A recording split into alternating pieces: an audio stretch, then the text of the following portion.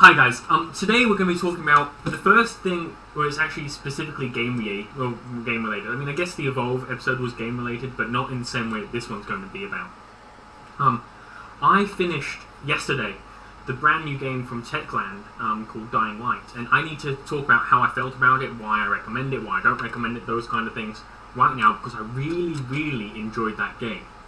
So first off, here's the premise. You play ancient Kyle Crane, who's dropped into this Middle Eastern Turkey-esque country called Haran to help to capture someone who has details on how to cure a zombie plague. So you're dropped in, and you're attacked by, and there's an opening cutscene. You get taken back to this place called the Tower, which is where all the survivors hang out, or where the air quotes good survivors hang out. They're the ones that aren't, dickish bandits. And so the game is that's the basic story. You have to find this guy and get the cure and beat zombies. Now, the mechanics are basically, for those of you that play Dead Island, it's Dead Island plus parkour, not terrible, if that makes sense. So you have all the zombies who you bash in the face and they die, and your weapons have durability, and it's very loot-based. It's like Melee Borderlands, but serious, I guess. And they've added on this interesting Mirror's Edge parkour system. So you can run and jump over zombies, and you can slide underneath them and kick them in the legs so they slide over you, and wall run and jump off buildings into dumpsters, and it's really fantastic mechanics. Really fun jumping, running, parkour awesomeness that I really loved. In the game, the guy can sprint really fast. At one point he gets a grapple hook. In fact, once you level up in the agility skill tree, there's 3 skill trees. There's the agility, the power, and then the survivor skill tree. So the survivor skill tree allows you to craft things and use traps and barter. So it's basically your characters, your communication skills, and your out of combat skills. You have your power skills, which are things like you get a whirlwind attack where you spin around with a two-handed weapon and kill all the zombies around you. You have a crush where you jump on a zombie's head.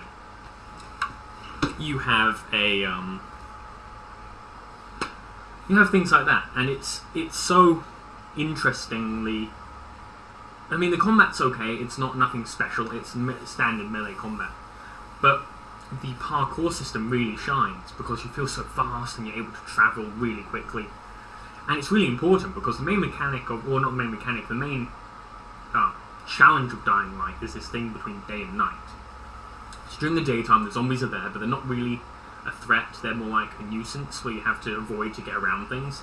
But at night, the zombies transform into this kind of vampire thing that's really quick and can chase after you really quickly.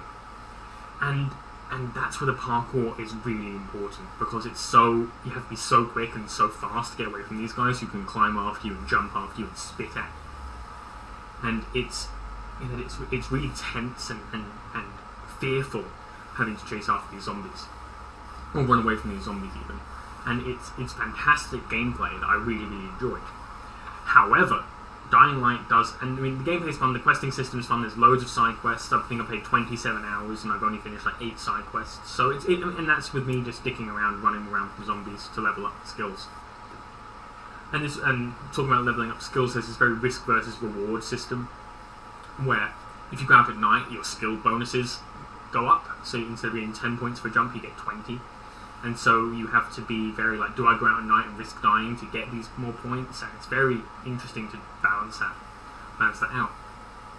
But while the gameplay is super solid, Dying Light has issues, technically.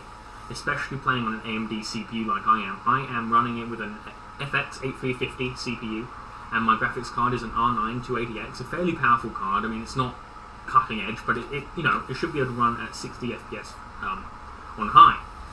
However, I am running it on 20 FPS on low, outside of buildings. Inside buildings, I can get 60 or 70 FPS, but you're not inside buildings enough for that to really matter. And that's so it's definitely, and NVIDIA graphics cards and Intel CPUs also have issues, but not as much as the AMD CPUs are, because it's only running on one core, which is really bizarre. And so it can't take advantage of my other cores, and it's causing issues. But, I mean, quests are fun, There's nothing that really feels like a filler quest. Everything is dangerous, or everything is exciting, apart from the last boss fight. Now, I won't put any spoilers in, but the lead up to the boss fight's fun. You have to run away from a horde of zombies, fight yourself up a tower, and the boss himself is really, I really hated the enemy at the end of the fight. He's really like this hateful guy, similar to Vas from Far Cry 3. But when you actually fight him, it's a quick time event. And it's so, like, everything else in the game has been no quick time events, apart from if a zombie grabs you, or if you have to open up a valve. Simple things like that. It didn't make, and there's been other boss fights. There's been 2 other boss fights in the game so far that weren't quick time events. And so I find it really hard to fathom why they made it a quick time event. I mean, obviously they're trying to tell a story and they're trying to show you why this guy is so hateful for Crane.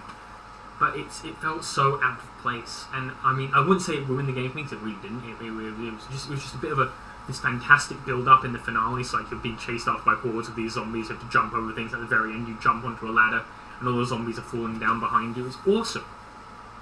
And then you fight your way up through this tower, and you meet characters that you thought were dead maybe, but they're not, and that kind of thing. And it's like really tense, and there's a bit where you fight through like hundreds of zombies to get up to that last guy. You're running along a crane, and he shoots a crane down. You have to jump off at the end, or you'll fall.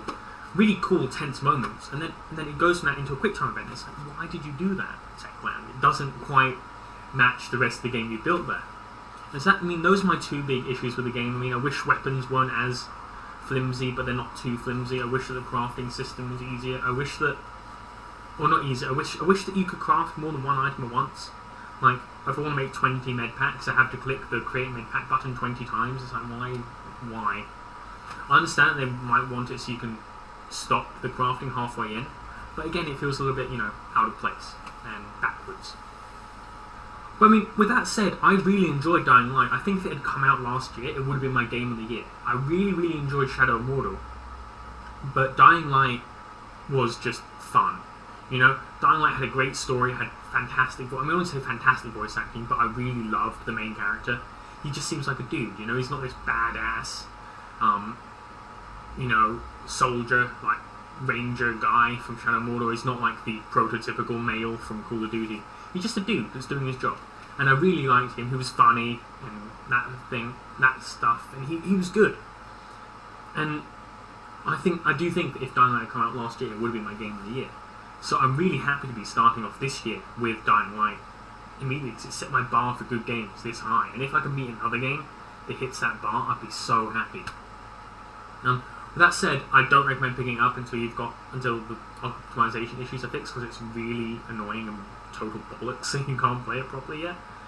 But it's really fun, and 30 FPS is playable. It's not unplayable. It's just I've got good hardware. I want to be able to use that hardware properly. But yeah. I recommend it in zombie games. It's the best zombie game I've played. Maybe State of Decay is there as well. My name is Iyagovos, and you can follow me on Twitter at Iyagovos, and you can hit that subscribe button over the Stormtrooper's body to support me. I really, really appreciate it. Tell your friends, tell your family, tell your dog. Every subscriber really helps. And thank you so much for hanging out, and have a great day. Alright, bye-bye.